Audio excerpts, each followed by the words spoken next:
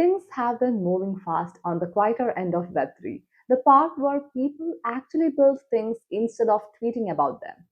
Before we start, a quick note: LedgerLife runs entirely independently. If you like what we do and want to help keep it that way, you can now donate. You can check the wallet details in the description below.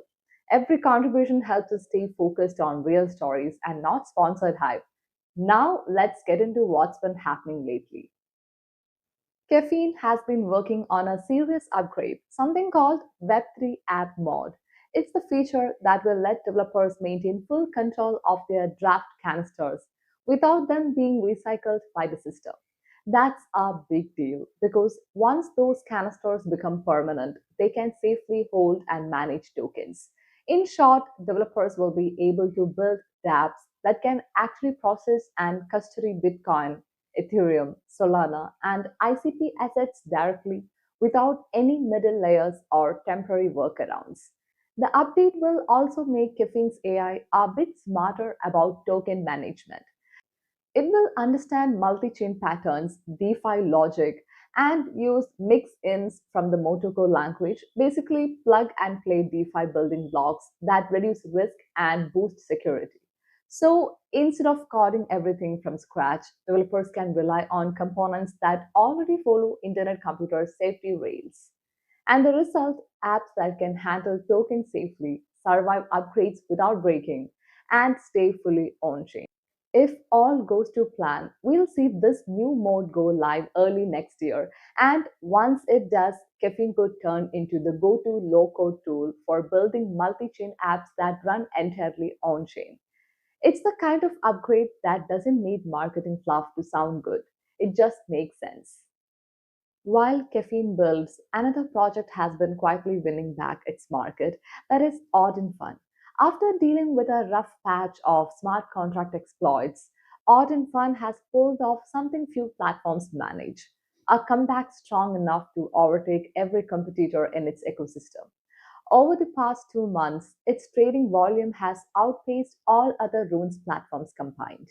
If you have been following the runes scene, you will know how rare that is. Runes that are not because it suddenly blew up, but because it rebuilt trust after things went wrong. It's proof that transparency and resilience still count for something in crypto. In a space where too many teams now, the question is whether this dominance lasts or if it's just a temporary spike before the next market rotation. Either way, for now, it's a comeback worth noting. Next up, a quiet but useful update from Juno, the developer platform known for its serverless Web3 architecture. Juno just rolled out Google sign in across its ecosystem. It might not sound dramatic, but for developers, it's a big quality of life improvement. Until now, Juno mainly supported its own internet identity and passkeys. Both are privacy friendly, but for newcomers, they felt unfamiliar, and that friction matters when you are trying to onboard users fast. The new Google sign in option solves that. It brings in the familiar login experience most users expect, but with a Web3 twist. The authentication happens inside the developer's own container known as a satellite. That means the Google credentials aren't managed by Juno. They are owned and controlled by the developer. Verification happens locally, so privacy and control remain intact. Developers can now offer multiple sign in options, maybe internet identity for Web3 native users or Google for mainstream ones. So, all in one project, all standardized on the backend. It's small, but it matters. Because if Web3 wants real adoption, the entry points need to feel as simple as Web2 without giving up decentralization. Founder David Dal Busco called it a practical step, not a headline grabber, and he is right. It's a subtle fix that could make a big difference in onboarding. Now, for something a little different, I am introducing a project called the Community Oriented Economy or COE. This project is trying to do something that sounds obvious but rarely works in practice, which means connect blockchain systems with real businesses and customers. This is built on the Internet Computer, and this project aims to let companies integrate blockchain tools like loyalty systems and reward programs without dealing with the usual complexity.